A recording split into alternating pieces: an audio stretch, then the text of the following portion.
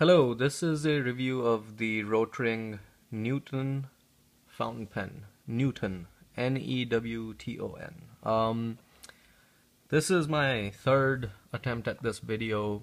I had some problems with the first time getting my lighting and the ink flow in the pen correct because of issues with the converter that I installed in it, and the second time my lighting was still not good. So this is my third attempt. I'm hoping it's good enough now. Otherwise I'm just not gonna be able to do a better job, and this will have to be the final version.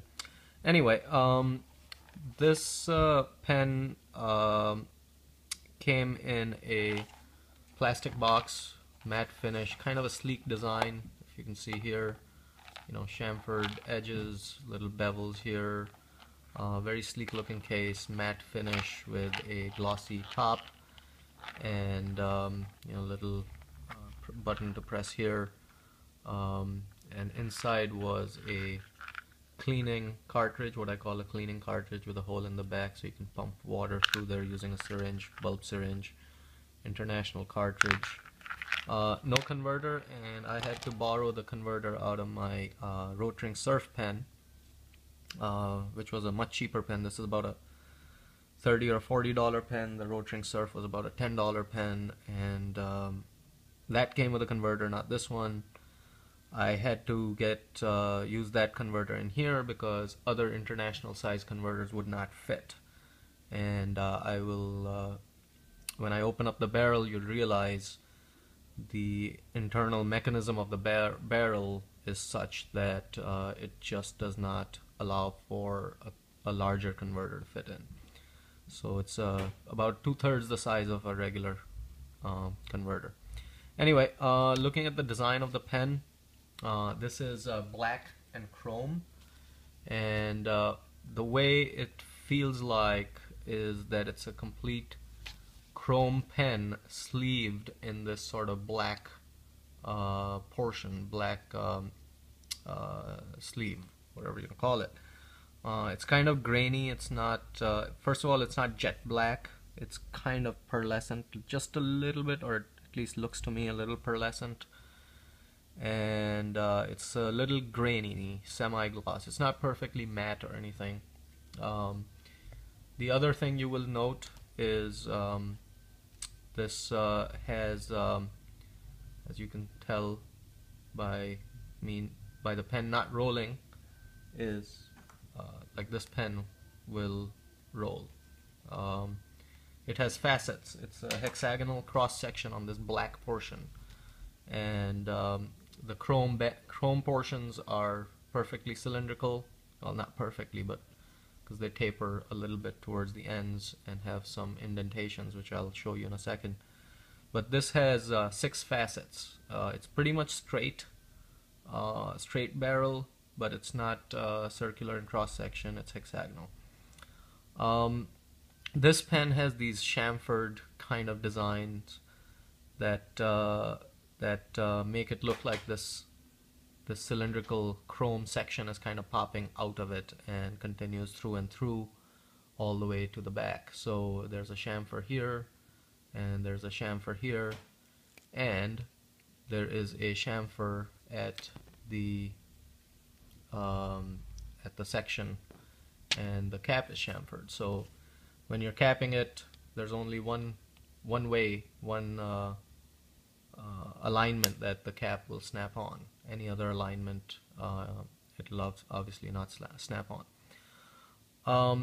Rotring is a brand that I think started in, like, the company started in 1928 with a different name in Germany, and they used to make technical drafting pens, which were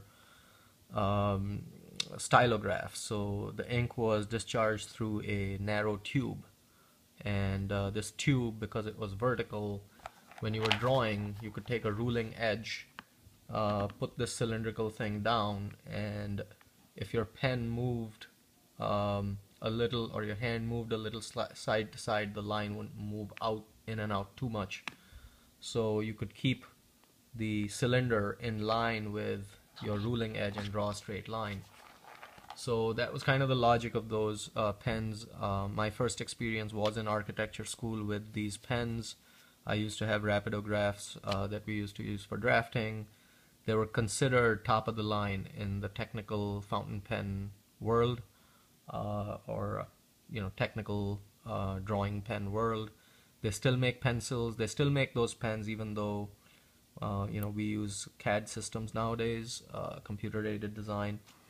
But I'm sure somewhere someone is learning how to use those pens just for old time's sake, or whatever. So this is kind of a technical fountain pen with a nib. It's not a stylograph.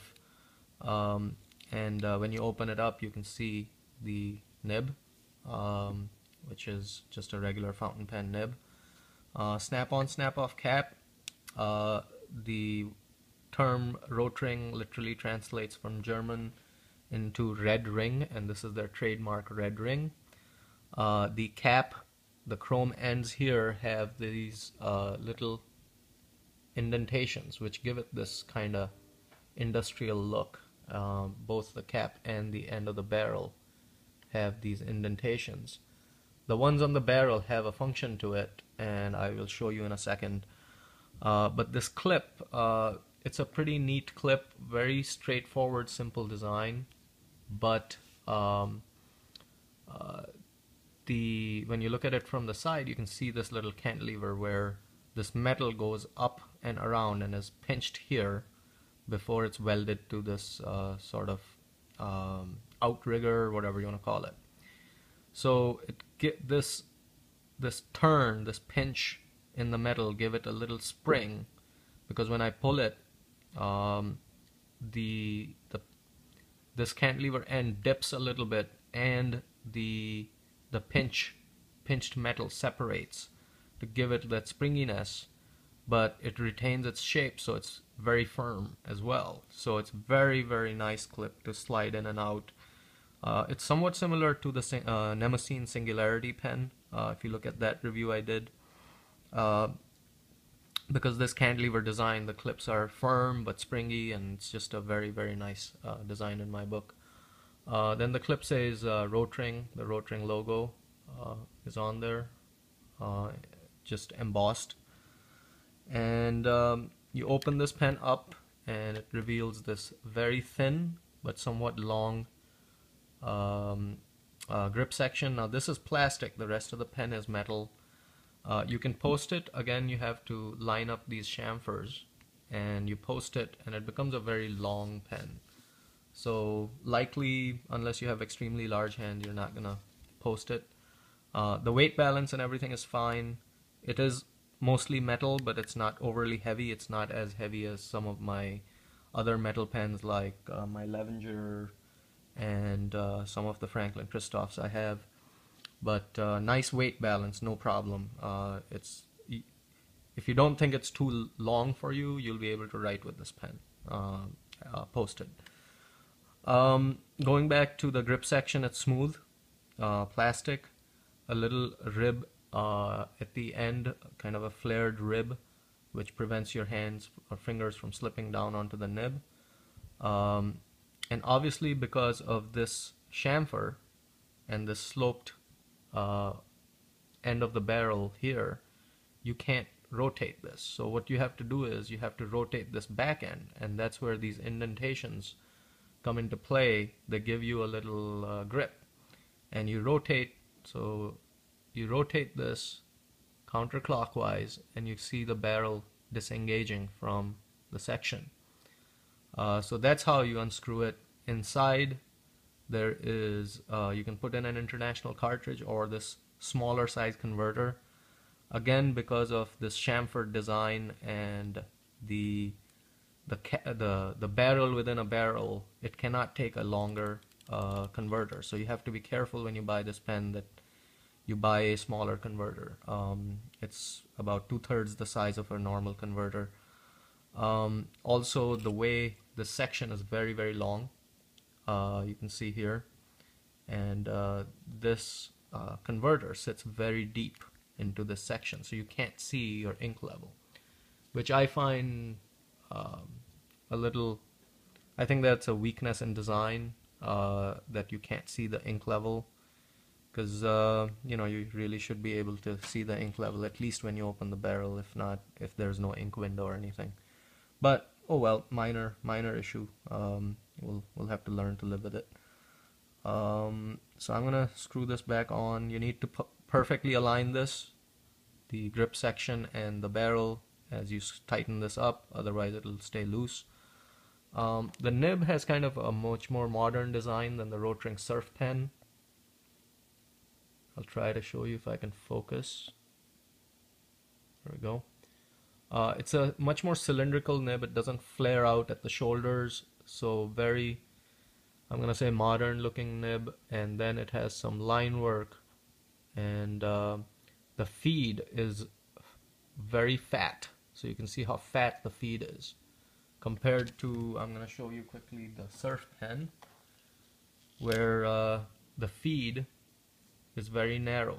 So I'm just gonna show you the comparison. Both are Rotring pens. On the left is the Surf and on the right is the Newton, and you can see the difference in the style of the nib and the style of the feed.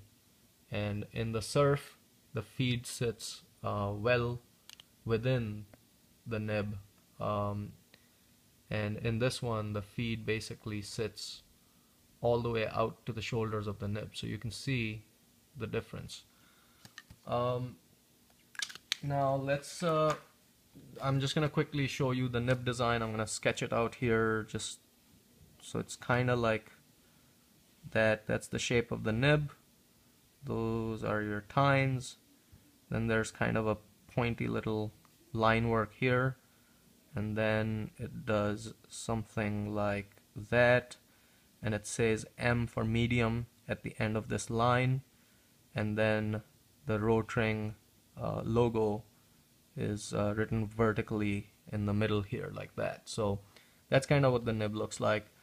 Let's do a quick writing sample. So this is a Rotring Newton fountain pen, medium, and it has a Pelikan Royal Blue 4001 ink in it. Very smooth writer, excellent nib, excellent ink flow. Now at least that I have the converter working. And remember, when you put the converter in, you might have to like tap it a little bit to get the ink down through the nipple, because sometimes the air bubble in some of the smaller converters cause the ink to just stay up and not even go down into the section. If they don't go down into the section, they don't start feeding through the channels in the feed. So, but it's a somewhat wet writer, maybe not as wet as my Pelikan M200, but not as dry as the Franklin Christoph 1901, which I showed you, but it is wet. And writing is very smooth, and I'm gonna, similar to the Surf, I'm gonna do some very quick, you know, line work here, and extremely smooth, no skipping at all. And you can see, you know, it's just very nice. So excellent pen, about $40. Beautiful writing. If you can, if you like kind of this industrial technical design, it's a great pen to have. Very sturdy looking, certainly somewhat industrial, and these chrome accents and chrome ends make it look really sharp. So, and the red ring, everyone will recognize it's a Rotring and a professional writing instrument. Hope you enjoyed this review. Thanks for watching. Bye bye.